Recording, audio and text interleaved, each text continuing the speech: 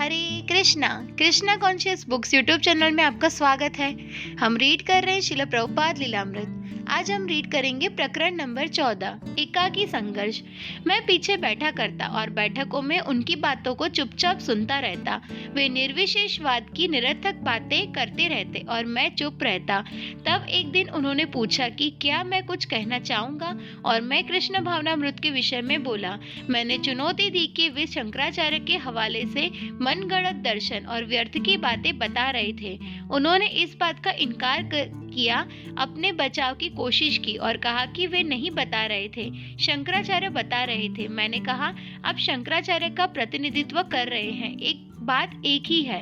तब वे मुझसे बोले, स्वामी जी, मैं आपको बहुत चाहता हूँ, किंतु आप यहाँ भाषण नहीं दे सकते।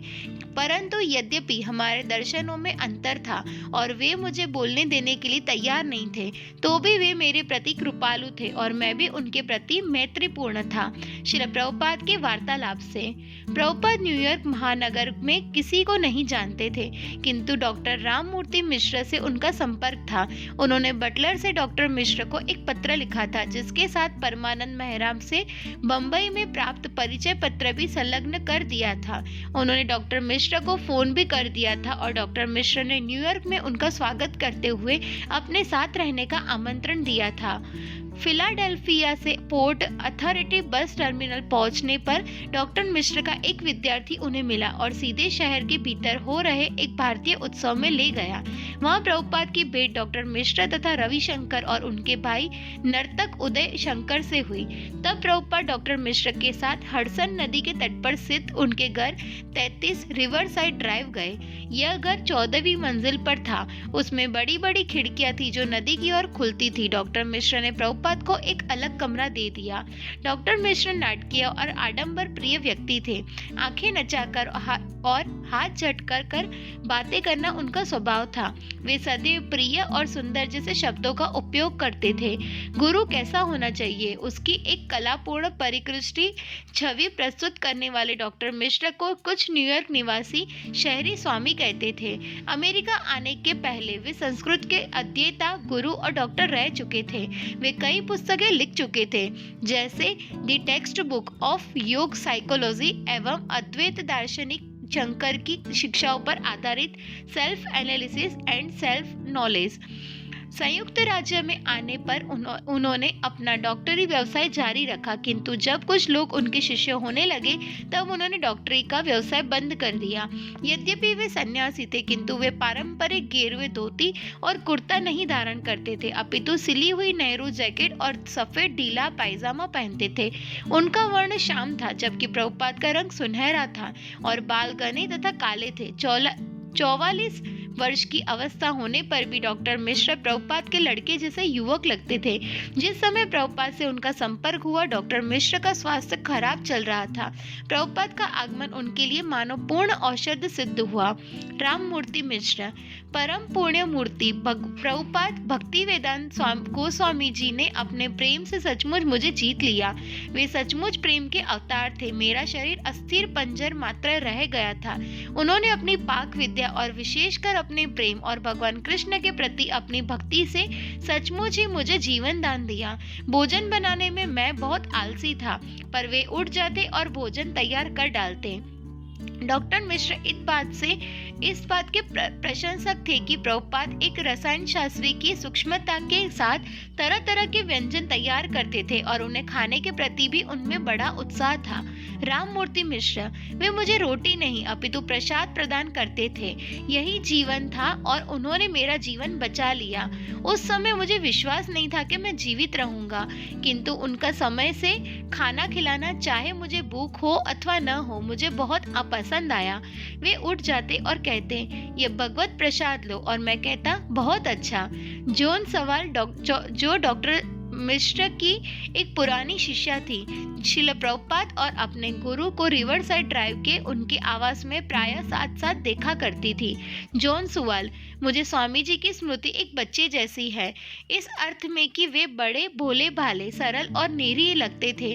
डॉक्टर मिश्र के माध्यम से मेरी जो धारणा है उसके अनुसार वे प्रभुपाद को अपने पिता तुल्य समझते थे, जो उनके प्रति बहुत दयालु और कृपालु थे।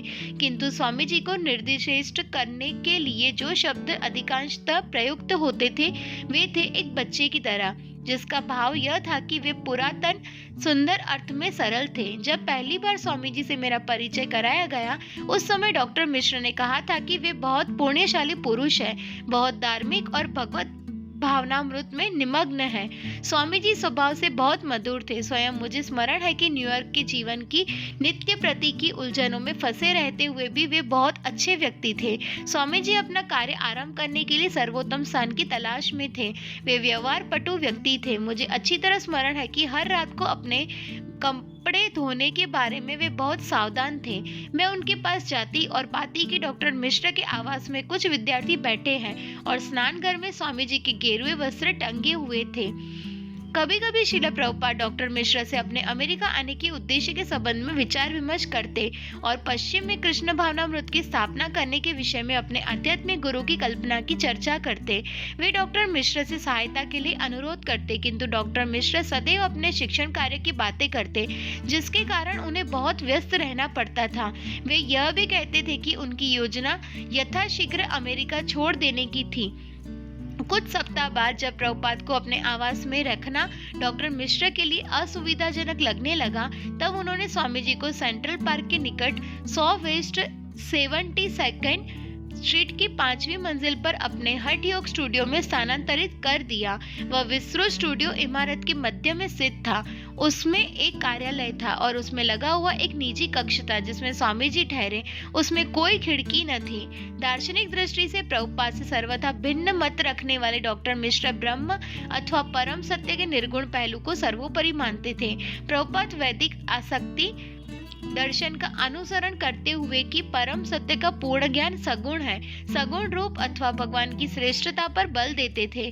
भगवत गीता का कथन है कि निर्गुण ब्रह्म सगुण भगवान के अधीन है और वह उनसे वैसे ही उद्गृत होता है जैसे सूर्य ग्रह से सूर्य की किरणें। इसी निष्कर्ष की शिक्षा प्राचीन भारत के प्रमुख परंपरागत आचार्यों जैसे रामानुज और मध्व ने दी थी और श्रील प्रभुपाद मध्वाचार्य की गुरु शिष्य परंपरा में थे। दूसरी और डॉक्टर मिश्र शंकर के अनुयायी थे, जिनकी शिक्षा थी कि परम सत्य की निर्गुण व्याप्ति ही सब कुछ है और भगवान का सगुण रूप अंततः माया या ब्रह्म है। प्रभुपाद के आसक्ति दर्शन में जहाँ आत्मा को भगवान का शाश्वत दास स्वीकार कर दिया जाता है, वह डॉक्टर मिश्र के विचार के अनुसार आत्मा व्यष्टिक नहीं है। प्रत्युत उनका विचार था कि क्योंकि हर व्यक्ति परब्रह्म ईश्वर से अभिन्न है, इसलिए अपने से बाहर ईश्वर की आराधना करने की आवश्यकता नहीं है। डॉक्टर मिश्र का कहना था, हर वस्तु एक है। प्रभुपाद ने प्रतिवाद करते हुए कहा, यदि हम में से हर एक व्यक्ति परब्रह्म है,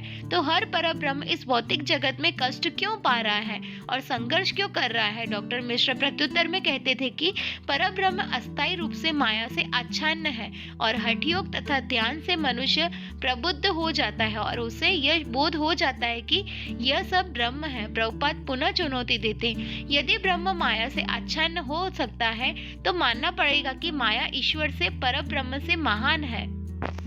प्रभुपाद डॉक्टर मिश्र को मायावादी मानते थे क्योंकि डॉक्टर मिश्र अनजाने ही माया को परम सत्य से महान स्वीकार करते थे। श्रील प्रभुपाद के लिए निर्विशेष दर्शन न केवल अरुचिकर था, वरन इसे वे भगवान का अपमान मानते थे। भगवत गीता 7.24 से 9.11 में भगवान कृष्ण कहते हैं, मूढ़ लोग जो मुझे नहीं जानते सोचते हैं कि मैंने यह रूप और शरीर धारण किया है। अपनी अल्पज्ञता के कारण वे मेरी उस पर पराग प्रकृति को नहीं जानते जो अपरिवर्तनीय और सर्वोच्च है। मूर्ख मेरा उपहास करते हैं। जब मैं मनुष्य रूप में अवतार लेता हूँ, वे मेरी दिव्य प्रकृति को और समस्त सृष्टि पर मेरे परम प्रभुत्व को नहीं जानते। भगवान चैतन्य ने भी जोरदार शब्दों में मायावती दर्शन का खंडन किया था। परब्रह्म से संबंधित हर वस्तु आध्यात्मिक है। इसमें उसका शरीर, ऐश्वर्य, साज सामान आदि सम्मिलित है, किंतु मायावादी दर्शन उसके आध्यात्मिक ऐश्वर्य को आच्छादित कर देता है और निर्विशेषवाद का प्रतिपादन करता है। अमेरिका आने के पूर्व श्रील प्रभुपाद ने भागवतम के तात्पर्य में लिखा था, महत्वाकांक्षी मायावादी दार्शनिक परमेश्वर की सत्ता में लीन हो जाना चाहते हैं। मुक्ति के इस रूप का अर्थ मनुष्य की व्यक्तिगत अस्तित्व का निषेध है। दूसरे शब्दों में यह एक प्रकार की आध्यात्मिक आत्महत्या है। यह भक्ति योग के दर्शन के नितांत प्रतिकूल है। भक्ति योग व्यष्टि बद्ध जीव को अमरता प्रदान करता है। यदि कोई मायावादी दर्शन का अनुगमन करता है तो वह अपना भौतिक शरीर त्याग करने के बाद अमरता प्राप्त करने का अवसर खो देता है। चैतन्य महाप्रभु के शब्दों में मायावादी कृष्ण अपराधी, मायावादी शून्यवादी भगवान कृष्ण के प्रति सर्वाधिक अपराधी है। इस प्रकार चैतन्य महाप्रभु का यह निष्कर्ष था कि शंकर का भाष्य सुनने के मात्र से मनुष्य का संपूर्ण आध्यात्मिक जीवन नष्ट हो जाता है।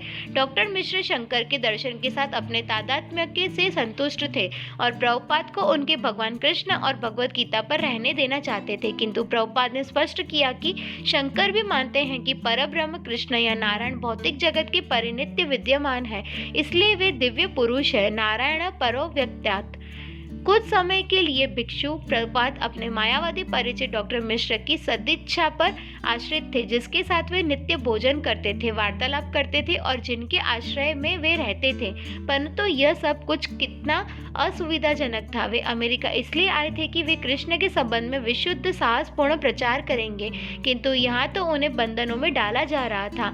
बटलर में उन पर उनके मेजबान की मध्यवर्गीय चेतनाओं का बंधन था या उन्हें दूसरे ढंग से चुप किया जा रहा था। उनके साथ व्यवहार सौहार्दपूर्ण था, किंतु उन्हें आशंका की दृष्टि से देखा जा रहा था। डॉक्टर मिश्रा अपने विद्यार्थियों को यह अनुमति नहीं दे सकते थे कि वे प्रभुपाद से परब्रह्म के रूप में एकमात्र भगवान कृष्ण की प्रशंसा सुने। अपना अधिकांश समय अपने नए कक्ष में व्यतीत करते हुए श्रील प्रभुपाद अपने टंकण और अनुवाद कार्य में लगे रहते थे, किंतु जब डॉक्टर मिश्रा अपनी योग कक्षाएं लेते थे तब कभी कभी प्रभुपाद बाहर आते और कीर्तन कराते या भाषण देते। रॉबर्ट नेल्सन न्यूयॉर्क में प्रभुपाद के प्रति प्रथम सहानुभूति दिखाने वाले युवकों में से एक। मैं डॉक्टर मिश्र की उपासना सभा में गया और डॉक्टर मिश्र उपदेश देने लगे। स्वामी जी एक बेंच पर बैठे थे। तब डॉक्टर मिश्र ने एकाएक बोलना बंद कर दिया और उन्मुख मुस्कान के साथ वे बोले, अब स्वामी जी एक भजन सुनाएंगे। मेरे विचार में से डॉक्टर मिश्र स्वामी जी को बोलना नहीं देना चाहते थे। किसी ने मुझे बताया कि डॉक्टर मिश्र नहीं चाहते थे कि स्वामी जी प्रवचन दें। हर दिन सूर्योदय के कई घंटे पूर्व प्रभुपाद जाग उठते, स्नान करते, माला फेरते हुए हरे कृष्ण कीर्तन करते और अनुवाद कार्य करते। उधर उनके बंद गवाक्षीय कक्ष के बाहर प्रभात हो जाता और नगर जाग उठता। उनके पास स्टोव नहीं था, इसलिए 7 ब्लॉकों को पार कर उन्हें रिवर साइड ड्राइव वाले घर में भोजन बनाने के लिए जाना पड़ता था। सवेरे काफी देर हो जाती थी जब वे भीड़ वाली सड़क पर बाहर निकलते। वे कोलंबस एवेन्यू पर पदयात्रियों की लगातार भीड़ में से होते हुए उत्तर की ओर बढ़ते और नदी से आने वाले समीर के झोंके में हर चौराहे पर रुकते जाते।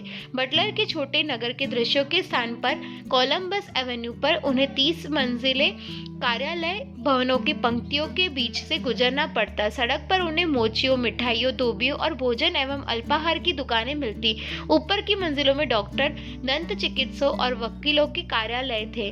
75th स्ट्रीट पहुंचकर वे पश्चिम की ओर मुड़ते और भूरे पत्थरों से बने आवासों से होते हुए एम्स्टर्डम स्ट्रीट के पार मध्य द्वीप पार्क वाले ब्रॉडवे पर चलते। यहाँ की हरियाली को कालीमा कहना अधिक उपयुक्त होगा, क्योंकि वह कालिक और नगर की गंदगी से आच्छादित थी। ब्रॉडवे में वहां पैदा होने वाली वस्तुओं और कसाईयों की दुकानें थी जो सड़क की पटरियों पर तक फैली हुई थी। इस तरह घिरे हुए पार्क की पतली पट्टियों पर उत्तर दक्षिण को चलने वाले यातायात के बीच वृद्धगण बैठे रहते थे। रिवर साइड ड्राइव से पहले 75th स्ट्रीट के अंतिम ब्लॉक पर ऊंचे ऊंचे आवास थे जहाँ द्वारपाल खड़े रहते थे। 33 रिवर साइड ड्राइव पर भी एक द्वारपाल खड़ा रहता था। कभी कभी प्रभुपाद रिवर साइड पार्क में चले जाते थे। अपने हृदय रोग का उन्हें अब भी बहुत ध्यान थकान था, इसलिए वे लंबी समतल भूमि पर घूमना पसंद करते थे। कभी कभी वे डॉक्टर मिश्र के स्टूडियो से 72nd स्ट्रीट होते हुए एम्स्टर्ड एवेन्यू तक टहलते हुए चले जाते, फिर वहां से आगे बढ़कर वेस्ट एंड सुप्रेट पहुंचते, जहां वे अपना खाना पकाने की वस्तुएं और मसाले खरीदते। कभी वे मैनहट्टन में बिना किसी निश्चित दिशा के इधर उधर टहलते और कभी वे नगर के विभिन्न क्षेत्रों के लिए बस पकड़ लेते। सप्ताहांत में प्रभुपाद डॉक्टर मिश्र के साथ न्यूयॉर्क में मनरो स्थित उनके आनंद आश्रम को जाते, जो नगर के उत्तर में 1 घंटे की यात्रा की दूरी पर था। जॉन सुवाल, जो अपनी कार में उनको ले जाती थी, पिछली सीट पर बैठे हुए उन लोगों के बीच चलने वाली गर्मा गर्म बहस को सुनती रहती। यद्यपि वे हिंदी में बोलते थे, फिर भी वह समझ लेती थी कि उनका वाद विवाद किस तरह जोर जोर से तर्क वितर्कों में बदल जाता था। बाद में वे फिर मित्र बन जाते थे। आनंद आश्रम में प्रभुपाद प्रायः कीर्तन करते। डॉक्टर मिश्र के शिष्य कीर्तन में और नृत्य में भी सम्मिलित होते। डॉक्टर मिश्र को प्रभुपाद का कीर्तन विशेष प्रिय था। राममूर्ति मिश्र, मुझे कोई ऐसा भक्त नहीं दिखाई दिया या मिला जो इतना अधिक कीर्तन करता हो, और उनका कीर्तन सचमुच अमृत तुल्य था। यदि आप ध्यान दें और तनाव मुक्त होकर सुने तो उनका स्वर आपके हृदय में विद्युत की तरह स्पंद उत्पन्न कर देने वाला था। आप उनसे बच नहीं सकते। विद्यार्थियों में वे 99% ऐसे थे जो पसंद करते हो और अथवा न करते हो उठकर खड़े हो जाते और नृत्य और कीर्तन करने लगते, और ऐसे महात्मा के दर्शन प्राप्त करके मैं अपने आप को भाग्यवान अनुभव करता था। हार्वे कोहेन, आनंद आश्रम का एक अभ्यागत। हर व्यक्ति सवेरे ही उठ जाता और प्रातःकालीन ध्यान में लग जाता। डॉक्टर मिश्र भारतीय ढंग की एक सुनहरी जैकेट पहने होते और जब मैं कमरे में पहुंचता तो उनके विद्यार्थी ध्यान में गहरे लीन होते। सभी गद्दियां ले ली गई थी, इसलिए मैं कमरे के पीछे की ओर ध्यान से सुविधा के लिए दीवार टेक कर बैठ जाता। मैं देखता कि एक और गेरुआ वस्त्र पहने और पीत वर्ण का ऊनी कंबल ओढ़े एक वृद्ध भारतीय सज्जन बैठे थे। वे कुछ गुनगुना से रहे थे और बाद में मुझे मालूम हुआ कि वे प्रार्थना कर रहे थे।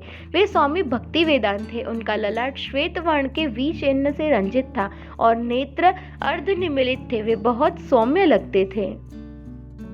हार्वे ने प्रयत्न किया पर वह राजयोग नहीं कर सका। आनंद आश्रम के लिए वह नया था, केवल सप्ताहांत विश्राम के लिए वहां आया था। प्रातःकालीन ध्यान के समय उसे लगता कि दीवार पर निर्मित वृत्त की अपेक्षा जिस पर ध्यान केंद्रित करना अपेक्षित था, खिड़की के बाहर झील के ऊपर फैले हुए कोहरे में उसके लिए अधिक आकर्षण था। हार्वे, मैं अपने कमरे में गया। वर्षा जोर पकड़ रही थी और खिड़कियों पर थपेड़े दे रही थी। शांति थी और कमरे में अकेला होने से मैं प्रसन्न था।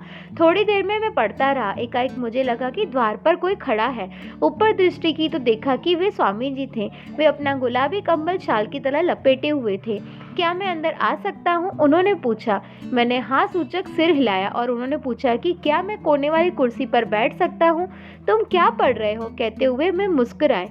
काफा की डायरिया। कुछ संकोच अनुभव करते हुए मैंने उत्तर दिया। ओह, वे बोले और मैंने पुस्तकें नीचे रख दी। उन्होंने पूछा कि मैं आश्रम में क्या कर रहा था और क्या मेरी रुचि योग में थी। आप किस तरह से के योग का अध्ययन कर रहे हैं? मैं इसके बारे में अधिक नहीं जानता, मैंने उत्तर दिया, किंतु मैं समझता हूँ कि मैं हठ योग का अध्ययन करना चाहूँगा। वे इससे प्रभावित नहीं हुए। इससे अच्छी और चीज़ें भी हैं, उन्होंने समझाया। योग के अधिक ऊंचे और अधिक सीधे रूप भी है। भक्ति योग सबसे ऊंचा रूप है। यह भगवान के प्रति भक्ति का विज्ञान है। जब वे बोल रहे थे मुझे जोरदार अनुभूति हुई कि वे ठीक कर रहे हैं। वह सत्य कह रहे थे। एक रोमांचकारी आवेश में संवेग ने मुझे अभिभूति कर दिया कि वे ही मेरे गुरु थे। उनके शब्द कितने सरल थे और सप्ताहांत में भर में उनकी ओर देखता रहा। प्रेम की उष्मा से वे भरे, वे प्यार, शांत और महिमा मंडित लगते थे और उन्होंने मुझसे शहर लौटने के बाद मिलने को कहा। डॉक्टर मिश्र भगवत गीता की शंकर के अनुसार निराकार निर्गुण सिद्धांत वाली व्याख्या करते हुए भाषण देते और जब प्रभुपाद को बोलने की अनुमति मिलती तो वे उसका खंडन करते। एक बार प्रभुपाद ने डॉक्टर मिश्र से अनुरोध किया कि वे चैतन्य चरितामृत के आंदोलन को बढ़ाने में उनकी सहायता करें, किंतु डॉक्टर मिश्र ने यह कहकर प्रभुपाद की बात टाल दी कि वे प्रभुपाद को चैतन्य महाप्रभु का अवतार मानते थे और इसलिए उन्हें किसी सहायता की आवश्यकता नहीं थी। प्रभुपाद ने उत्तर दिया कि चैतन्य महाप्रभु के पिता का नाम भी मिश्र था, इसलिए डॉक्टर मिश्र को उनके आंदोलन को फैलाने में सहायता करनी चाहिए। श्रील प्रभुपाद ने उन्हें श्रीमद् भागवतम के अनुवाद में संस्कृत भाषा को जांचने का काम सौंपना चाहा, किंतु डॉक्टर मिश्र ने इनकार कर दिया। यह एक ऐसा निर्णय था जिसके बाद जिसके लिए बाद में उन्हें पश्चाताप हुआ। हुड़ता लुर्च आनंद आश्रम का एक विद्यार्थी, उनसे मेरा सीधा सामना भोजनालय में हुआ। वे इस बात से बहुत सतर्क और दृढ़ निश्चय थे कि वे केवल वही भोजन करेंगे जिसे उन्होंने स्वयं तैयार किया हो। वे आते और कहते, एक बर्तन लाओ। जब मैं एक बर्तन ला देता तो वे कहते, नहीं इससे बड़ा। जब मैं बड़ा बर्तन लाता तो वे कहते, नहीं इससे छोटा। तब वे कहते, आलू लाओ। तब मैं आलू लाता। वे भोजन बहुत शांतिपूर्वक पकाते। वे बहुत बातें कभी न करते। वे आलू पकाते, तब कुछ सब्जियां बनाते, फिर कुछ चपातियां। खाना बनाने के बाद वे बाहर बैठकर खाते। वे प्रायः इतना खाना बनाते जो डॉक्टर मिश्र और 5-6 और लोगों के लिए पर्याप्त होता। हर दिन जब वे वहां होते वे इतना ही अधिक पकाते। मैंने उनसे चपातियां बनाना सीखा। वे प्रायः सप्ताहांत में भी वहां रहते और फिर नगर को लौट जाते। मैं समझता हूँ कि वे अनुभव करते थे कि नगर ही ऐसा स्थान था जहाँ उन्हें अपना मुख्य कार्य करना था। यह निश्चय ही सच था, किंतु धन या सहायता के बिना वे वहाँ क्या कर सकते थे। वे केवल कुछ सप्ताह रुकने और फिर भारत वापस जाने की सोच रहे थे। इस बीच वे मैनहट्टन में घूमते विचरते और पत्र लिखते हुए श्रीमद् भागवतम की पांडुलिपियों पर कार्य कर रहे थे। वे एक नई संस्कृति का अध्ययन कर रहे थे, व्यावहारिक दृष्टि से इस बात का अनुमान लगाते हुए और आशापूर्ण ढंग से कल्पना करते हुए कि पश्चिमी जगत में कृष्ण चेतना का प्रवेश कैसे कराया जाए। सुमति मोरारजी को उन्होंने अपने विचार इस प्रकार व्यक्त किए। अक्टूबर 27।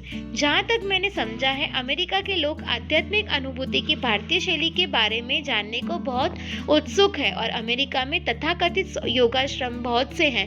दुर्भाग्यवश सरकार द्वारा वे बहुत सम्मानित नहीं है और ऐसी जानकारी मिलती है कि इन योगाश्रमों द्वारा भोली भाली जनता का खूब शोषण हुआ है, जैसा कि भारत में भी हुआ है। आशा की बात केवल यह है कि अमेरिका के लोग की रुचि आध्यात्मिक की ओर है और उनका बहुत अधिक हित हो सकता है यदि श्रीमद् भागवतम के मत का यहाँ प्रचार किया जाए। श्रील प्रभुपाद के लिए लक्षित था कि अमेरिका के लोग भारतीय कला और संगीत का भी अच्छा स्वागत कर रहे थे। केवल स्वागत का ढंग देखने के लिए वे एक मद्रासी नृत्यांगना बाला सरस्वती के नृत्य प्रदर्शन में सम्मिलित हुए। मैं एक मित्र के साथ नृत्य देखने गए। यद्यपि गत 40 वर्षों से मैं किसी ऐसे नृत्य समारोह में कभी सम्मिलित नहीं हुआ था। नृत्यांगना अपने प्रदर्शन में बहुत सफल रही। संगीत भारतीय शास्त्रीय लय में अधिकतर संस्कृत में था और अमेरिकी जनता उसे सराह रही थी। इसलिए अपने भावी प्रचार कार्य के लिए अनुकूल परिस्थितियां देखकर मैं प्रोत्साहित हुआ। उन्होंने कहा कि भागवतम का प्रचार भी संगीत और नृत्य के द्वारा किया जा सकता था, किंतु इनको प्रस्तुत करने के लिए उनके पास साधन नहीं थे। ईसाई मिशन विपुल साधनों का सहारा लेकर संसार भर में प्रचार कार्य कर रहे थे, तो कृष्ण के भक्त सारे संसार में भागवतम का प्रचार करने के लिए एकजुट क्यों नहीं हो सकते। उन्होंने यह भी लक्षित किया कि ईसाई मिशन साम्यवाद का विस्तार रोकने में प्रभावी नहीं हो सके, जबकि भागवतम आंदोलन अपनी दार्शनिक वैज्ञानिक पहुंच के कारण प्रभावी सिद्ध हो सकता था। वे जानबूझकर भक्ति श्रवण संपन्न सुमति मोरारजी के मन में प्रेरणा का बीज बो रहे थे। नवंबर 8। प्रभुपाद ने अपने गुरुभाई तीर्थ महाराज को, जो गौड़ीय मठ के अध्यक्ष बन चुके थे, यह स्मरण कराते हुए पत्र लिखा कि उनके गुरु श्रील भक्ति सिद्धांत सरस्वती की प्रबल इच्छा थी कि पाश्चात्य देशों में प्रचार केंद्र खोले जाए। श्रील भक्ति सिद्धांत ने इंग्लैंड और अन्य यूरोपीय देशों में सन्यासी भेजकर कई बार उनसे इसके लिए प्रयास भी किए थे, किंतु प्रभुपाद ने लिखा कि इससे कोई ठोस परिणाम नहीं निकले। मैं इस देश में उसी उद्देश्य को ध्यान में रखकर आया हूँ और जहाँ तक मैं देख सकता हूँ, यहाँ अमेरिका में चैतन्य महाप्रभु के मत के प्रचार के लिए बहुत अच्छा क्षेत्र है। प्रभुपाद ने संकेत किया कि अमेरिका में कुछ मायावादी संगठन थे जिसके पास इमारतें थी, किंतु वे अधिक संख्या में अनुयायी आकृष्ट नहीं कर पा रहे थे। परंतु उन्होंने रामकृष्ण मिशन के स्वामी निखिलानंद से बात की थी, जिसका मत था कि अमेरिकावासी भक्ति योग के उपयुक्त थे। मैं यहाँ हूँ और कार्य के लिए अच्छा क्षेत्र देख रहा हूँ, किंतु मैं अकेला हूँ, बिना धन और सहायकों के। यहाँ अपना केंद्र खोलने के लिए हमारे पास अपनी इमारतें होनी जरूरी है। यदि गौड़ीय मठ के नेता न्यूयॉर्क में अपनी शाखा खोलने का विचार करें तो श्रील प्रभुपाद उसकी व्यवस्था करने को तैयार थे। उन्होंने लिखा कि अपनी इमारत के बिना नगर में अपने संदेश को प्रचार नहीं हो पाएगा। श्रील प्रभुपाद ने आगे लिखा कि यदि उनके गुरु भाई आपस में सहयोग करें तो देश भर में बहुत से नगरों में वे कई केंद्र स्थापित कर सकते थे। उन्होंने बार बार इस बात पर बल दिया कि यद्यपि अन्य समुदायों के पास भारत का वास्तविक आध्यात्मिक दर्शन नहीं था। फिर भी वे इमारत खरीदे जा रहे थे, पर गौड़िया मठ के पास कुछ भी नहीं था। यदि आप मेरे साथ सहयोग करने को सहमत हो, जैसा कि मैंने ऊपर सुझाव दिया है, तो मैं यहाँ रहने की अपनी अवधि बढ़ा लूंगा। अभी यह अवधि इस नवंबर के अंत तक है, पर यदि मुझे आपकी सहमति तत्काल प्राप्त हो जाती है तो मैं अपनी अवधि बढ़वा लूंगा, अन्यथा मैं भारत लौट जाऊंगा। नवंबर 9, 6 अपराह्न। प्रभुपाद 5वीं मंजिल पर डॉक्टर मिश्र की योगशाला के अपने कमरे में अकेले बैठे थे कि बत्तियां सहसा बुझ गई। न्यूयॉर्क नगर में 1965 के ब्लैक आउट का यह उनका पहला अनुभव था। भारत में बिजली का सहसा चले जाना सामान्य बात थी, अतः प्रभुपाद को वही स्थिति अमेरिका में मिलने पर आश्चर्य तो हुआ, पर वे अशुभ बने रहे। वे अपनी माला पर हरे कृष्ण मंत्र का जप करने लगे। इसी बीच उनके कमरे में बाहर न्यूयॉर्क की संपूर्ण महानगरी अंधकार में डूब गई थी। विशाल पैमाने पर बिजली की विफलता से सारी नगरी सहसा अंधकार में डूब गई थी। 8 लाख व्यक्ति भूगर्भ स्तर मार्गों में फंसे गए थे और अमेरिका के 9 राज्यों तथा कनाडा के 3 प्रांतों से 3 करोड़ से अधिक लोग प्रभावित हुए थे। 2 घंटे बाद डॉक्टर मिश्र के आवाज से एक व्यक्ति मोमबत्तियां और कुछ फल लेकर प्रभुपाद के कमरे में आया। उसने देखा कि प्रभुपाद प्रसन्न मुद्रा में हरे कृष्ण जपते हुए अंधकार में बैठे हैं। उसने न्यूयॉर्क नगर में एक ऐसे ब्लैकआउट की गंभीरता के बारे में उन्हें बताया। प्रभुपाद ने उसे धन्यवाद दिया और फिर अपने जप में लग गए। ब्लैकआउट दूसरे दिन सवेरे 7 बजे तक रहा। श्रील प्रभुपाद को उनके 8 नवंबर के पत्र का उत्तर तीर्थ महाराज से कलकत्ता से प्राप्त हुआ। प्रभुपाद ने अपने पत्र में अपनी आशाएं और अमेरिका में रहने के लिए अपनी योजनाओं के बारे में लिखा था, किंतु उन्होंने इस बात पर विशेष बल दिया था कि उनके गुरु भाइयों को उनके प्रति विश्वास प्रकट करना होगा और कुछ ठोस असहायता देनी होगी। उनके गुरु भाई आपस में सहयोग पूर्वक कार्य नहीं कर रहे थे। प्रत्येक नेता अपना अलग भवन बनाए रखने में अधिक रुचि दिखा रहा था, बजाय इसके कि औरों के साथ मिलकर वह विश्व भर में चैतन्य महाप्रभु के उपदेशों के प्रचार में रुचि प्रदर्शित करे। इसलिए नेताओं के लिए कैसे संभव था कि वे न्यूयॉर्क नगर में एक शाखा स्थापित करने की श्रील भक्तिवेदांत की कल्पना में सहयोगी बन सके। उन्हें तो यह प्रभुपाद का अकेला प्रयास लगता था।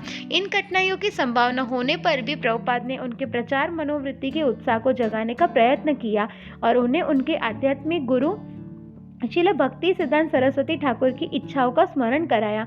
उनके गुरु महाराज पश्चिम में कृष्ण चेतना का प्रसार कर चाहते थे, किंतु अंत में जब प्रभुपाद को तीर्थ महाराज का उत्तर प्राप्त हुआ तो उन्होंने देखा कि वह अनुकूल नहीं था। उनके गुरु भाई तीर्थ महाराज के न्यूयॉर्क में कुछ करने के प्रयास के विरुद्ध तर्क नहीं दिया था, किंतु उन्होंने विनम्रता पूर्वक लिखा था कि गौड़िया मठ के धन का उपयोग ऐसे कार्य में नहीं किया जा सकता।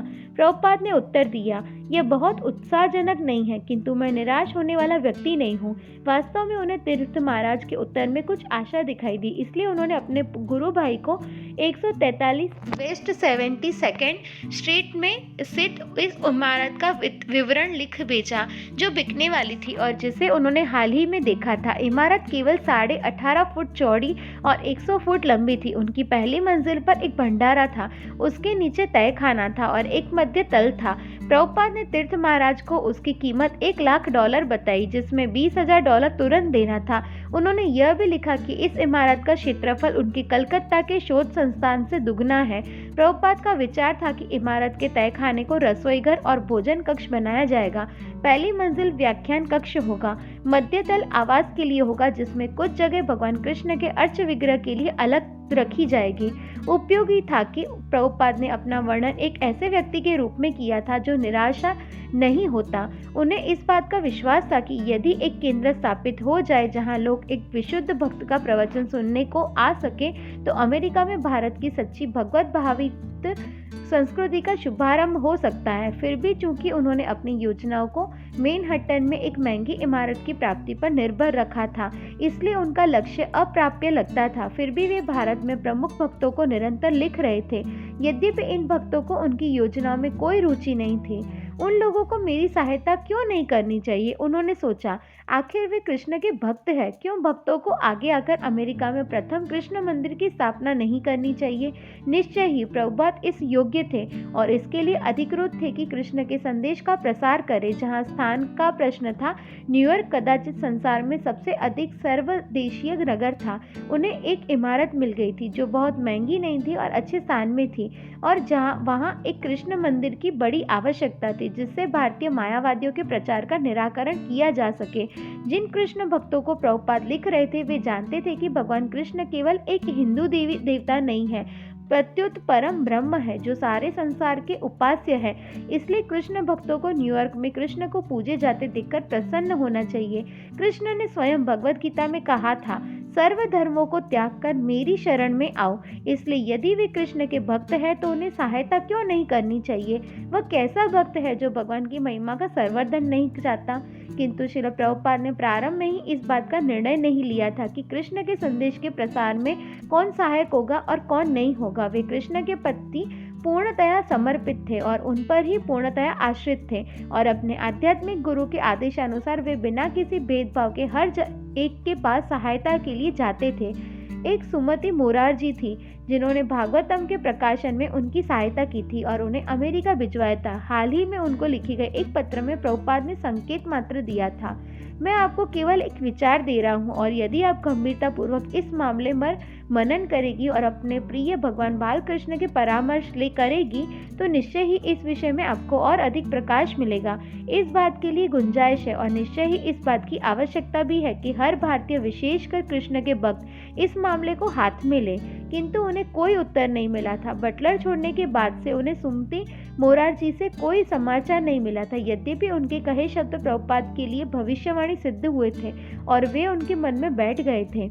मुझे लगता है कि आपको वहां तब तक रुकना चाहिए जब तक कि आप बीमार से अच्छे न हो जाए, और आपको अपना मिशन पूरा करने के बाद ही वापस आना चाहिए। अब सुमति मोरारजी को कुछ महान कार्य करना चाहिए, उन्होंने उन्हें स्पष्ट शब्दों में लिखा।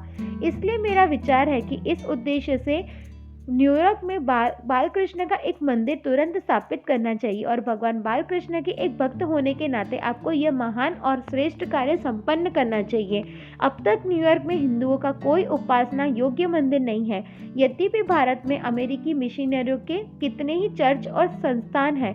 इसलिए मैं आपसे प्रार्थना करूंगा कि आप यह श्रेष्ठ कार्य करें, और संसार के इतिहास में उसका उल्लेख होगा कि अमेरिका में पहला हिंदू मंदिर एक पवित्र हिंदू महिला श्रीमती सुमति मोरारजी ने स्थापित किया, जो न केवल भारत की एक महान समुद्र व्यवसायी व्यक्ति है वरन एक धर्मनिष्ठ और भगवान कृष्ण की परम भक्त हिंदू महिला भी है। यह कार्य आपके लिए है और साथ गौरवपूर्ण भी है। उन्होंने सुमति मोरारजी को विश्वास दिलाया कि उनकी अभिलाषा अमेरिका में किसी भवन या मंदिर का स्वामी बनने की नहीं थी, अपितु प्रचार के लिए एक भवन का होना आवश्यक था। भगवान के सच्चे भक्तों का एक संगठन होना चाहिए। उन्हें एक साथ बैठकर भगवान की महिमा का गान करते हुए कीर्तन करना चाहिए। उन्हें श्रीमद् भागवतम के उपदेशों को सुनना चाहिए। भगवान के स्थान या मंदिर से उनका घनिष्ठ संबंध होना चाहिए और उन्हें पर्याप्त अवसर मिलना चाहिए कि वे मंदिर में भगवान की पूजा कर सके। किसी प्रामाणिक भक्त के निर्देशन में उन्हें ये सुविधा दी जा सकती है और श्रीमद् भागवतम का मार्ग हर एक के लिए खुला है। प्रभुपाद ने सुमति मोरारजी को सूचित किया कि उन्होंने एक इमारत देख रखी है जो इस महान प्रचार कार्य के लिए बिल्कुल उपयुक्त है। यह एक आदर्श इमारत थी, मानो यह केवल उसी उद्देश्य के लिए निर्मित की गई थी और इस कार्य को करने की आपकी स्वीकृति मात्रा से हर चीज सुचारू रूप से संपन्न हो जाएगी। इमारत लगभग 3 मंजिली थी। भूमितल, तहखाना और 2 ऊपरी मंजिलें, साथ ही गैस, गर्मी आदि सभी के लिए उपयुक्त व्यवस्थाएं हैं। भूमितल का उपयोग बालकृष्ण के प्रसाद तैयार करने के लिए किया जा सकता है, क्योंकि प्रचार का यह केंद्र केवल शुष्क तर्क वितर्क के लिए न होकर वास्तविक लाभ के लिए होगा, अर्थात सुस्वादु प्रसाद के लिए। मैं परीक्षा करके देख सकता हूँ कि यहाँ के लोग मेरे द्वारा तैयार किए गए शाकाहारी प्रसाद किस तरह पसंद करते हैं। वे मांस खाना भूल जाएंगे और शाकाहारी प्रसाद का व्यय वहन करने लगेंगे। अमेरिका के लोग भारतीयों की तरह गरीब नहीं हैं और यदि उन्हें कोई चीज़ पसंद आ जाती है तो अपनी मनपसंद चीज़ पर वे कुछ भी व्यय कर सकते हैं। इस समय उनका शोषण केवल शब्दों के मायाजाल और शारीरिक जिम्नास्टिक्स से हो रहा है और इन पर भी वे धन खर्च कर रहे हैं, किंतु जब वास्तविक वस्तु की प्राप्ति होगी और बालकृष्ण का अति सुस्वादु प्रसाद ग्रहण करके उन्हें आनंद की अनुभूति होगी, तो मैं निश्चय पूर्वक कह सकता हूँ कि अमेरिका में एक अनुपम वस्तु का प्रवेश होगा। अब प्रभुपाद की योजना के अनुसार अमेरिका में उनके लिए केवल एक सप्ताह शेष रह गया था। अमेरिका में मेरे रहने की अवधि 17 नवंबर 1965 को पूरी हो जाएगी, किंतु मैं आपकी भविष्यवाणी में विश्वास कर रहा हूँ। आपको वहाँ तब तक रहना चाहिए जब तक अपनी बीमारी से अच्छी तरह मुक्त न हो जाए और अपना मिशन पूरा करके ही आपको वापस आना चाहिए। Tagore society of New York ink भगवत चेतना पर एक प्रवचन के लिए आपको हार्दिक आमंत्रण देते हैं। वक्ता AC भक्तिवेदांत स्वामी। तिथि रविवार नवंबर 28, 1965। समय व्याख्यान 3:30 अप्यान। चाय 4:30 अप्यान। स्थान न्यू इंडिया हाउस 3 ईस्ट 64वीं स्ट्रीट। व्याख्याता भारत के एक सम्मानित विद्वान और धार्मिक गुरु स्वामी भक्तिवेदांत न्यूयॉर्क अल्प समय के लिए आए हैं। वे श्रीमद् भागवत का संस्कृत से 60 खंडों में अंग्रेजी अनुवाद करने के लिए चिरस्मरणीय कार्य में लगे हुए हैं। नवंबर 28। दाऊद हाउन श्रील प्रभुपाद से कभी नहीं मिले थे। वे नगर के मध्यवर्ती भाग में रहने वाले एक संगीतज्ञ थे और 64वीं स्ट्रीट में टैगोर सोसाइटी की बैठकों में सम्मिलित होते रहते थे। दाऊद हाउन। मैं शहर के ऊपरी भाग में स्थित टैगोर सोसाइटी पहुंचा और दर्शक कक्ष में चला गया और मैंने देखा कि मंच खाली था और थोड़े से लोग दर्शक कक्ष के पीछे के भाग में बैठे थे। मैं बीच मार्ग से होता हुआ आगे बढ़ गया क्योंकि मुझे सामान्यतः आगे बैठना पसंद है। तब मैंने देखा कि एक वृद्ध सज्जन मेरी दाहिनी ओर बैठ गए और उन्होंने मुझे अपने पास बुलाया, इसलिए मैं उनके पास गया और उनकी बगल वाली सीट पर बैठ गया और तब मैंने देखा कि वे अपनी माला फेर रहे थे। यद्यपि उनकी माला एक थैली में थी, पर मैं मनकों की आवाज सुन सकता था और उनके शरीर को हिलते देख सकता था और यह मुझे बहुत अच्छा लगा क्योंकि यह एक ऐसी चीज थी जिसका मैं अभ्यस्त था। जब मैं वहां बैठा दर्शक कक्ष के चारों ओर देख रहा था तो मेरी ओर मुड़े और मधुर ढंग से मुस्कुराए। उन्होंने अपना सिर हिलाया और मैंने अपना सिर हिलाया और वे मुस्कुराए और अपना मुंह दूसरी ओर कर लिया। तब मैं फिर उसकी ओर मुड़ा और मुझसे कोमल स्वर में पूछा कि क्या मैं भारत से आया हूँ। मैंने कहा नहीं महोदय, मैं भारत से नहीं आया हूँ, मैं यहीं का हूँ, संयुक्त राज्य का। उन्होंने मुंह फेर लिया और अपनी माला जपते रहे। तब वे फिर मेरी ओर मुड़े और उन्होंने पूछा कि क्या मैं हिंदू हूँ। मैंने कहा नहीं महोदय, मैं हिंदू नहीं हूँ, मैं मुसलमान हूँ। और उन्होंने कहा ओह बहुत अच्छा, बहुत अच्छा। हाँ, मैं प्रायः भारत में बच्चों को कुरान पढ़ते सुनता हूँ। और वे फिर मुड़ गए और उनका शरीर झूमता हुआ हिल रहा था और वे माला फेर रहे थे। तब हमारे बीच रह रहकर कई बार विनोदपूर्ण बातों का आदान प्रदान हुआ और तब एक महिला मंच पर आई और उन्होंने घोषणा की कि व्याख्यान आरंभ होने वाला है और यदि वहां एकत्रित लोग ताली बजाए तो वे वक्ता को स्वागत के लिए मंच पर बुलाए।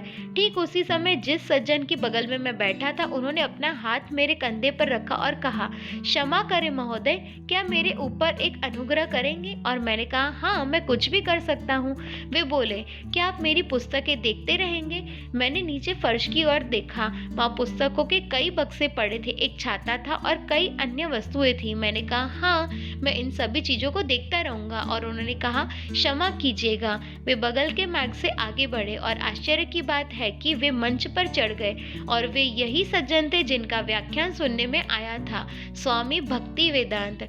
वे मंच पर चढ़ गए और उन्होंने लोगों को अपना परिचय दिया और प्रयत्न किया कि लोग आगे आ जाए। उन्होंने कहा आगे आ जाइए, आगे आ जाइए।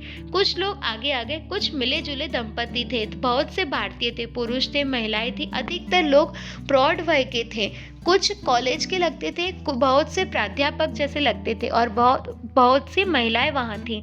तब उन्होंने अपना व्याख्यान आरंभ किया। वे सीधे अपने विषय में प्रवेश कर गए। वे सृष्टिकर्ता की महानता का गुणगान उच्च स्वर में करने लगे और उन्होंने कहा कि सबसे महत्वपूर्ण बात यह है कि सृष्टिकर्ता को, भगवान को स्मरण में रखे जाए उन्होंने भगवत चेतना की व्याख्या विस्तार से की और बताया कि भगवत चेतना क्या है, किस तरह भगवान सर्वव्यापक है और किस तरह हम सबका कर्तव्य है कि हम भगवान का स्मरण करें। इससे कोई अंतर नहीं पड़ता कि हम उन्हें क्या कहते हैं, उन्हें किस नाम से पुकारते हैं, आवश्यक यह है कि हम उनका स्मरण करें। उन्होंने एक उदाहरण दिया जो बड़ा मार्मिक था। उन्होंने हरे कृष्ण हरे राम का कीर्तन किया और इस मंत्र की शक्ति और रक्षात्मक अनुग्रह के विषय में बताया। व्याख्यान के मध्य में वे थोड़ा रुके और उन्होंने कुछ जल पिया। जब वे मंच से नीचे उतर रहे थे तो अंतिम बात उन्होंने यह कही कि उनके पास श्रीमद् भागवत की कुछ प्रतियां थी। उन्होंने बताया कि वे उन पर कार्य कर रहे थे और वे 3 खंडों में थी और उनका मूल्य $16 था। तब उन्होंने अपना व्याख्यान समाप्त किया और वे नीचे आ गए। बहुत से लोग उनके पास पहुंच गए, कुछ संकोची और कुछ बहुत उत्साहपूर्ण थे। कुछ ने उनसे हाथ मिलाया और पुस्तकें मांगी। पहले उनकी चारों और लगभग 15 लोग इकट्ठे थे। वे उनके बात कर रहे थे और प्रश्न पूछ रहे थे। अपनी चारों ओर इतने लोगों को देखकर वे मेरे पास आए और बोले, महोदय, क्या मेरे ऊपर एक और अनुग्रह करेंगे? क्या आप पुस्तकों की बिक्री का कार्य अपने ऊपर लेंगे? लोग आपके पास पुस्तकों के लिए आएंगे, इसलिए आप पुस्तकें बेचें और इससे पैसे इस छोटे से बक्से में रखते जाएं। मैं थोड़ी देर में आपके पास आऊंगा। मैंने कहा, बहुत अच्छा। इस तरह जब वे लोगों से बात करने लगे तो अन्य लोग मेरे पास आने लगे। उन लोगों ने जरूर यह सोचा होगा कि मैं उनका निजी सेवक, सचिव या सहयात्री था।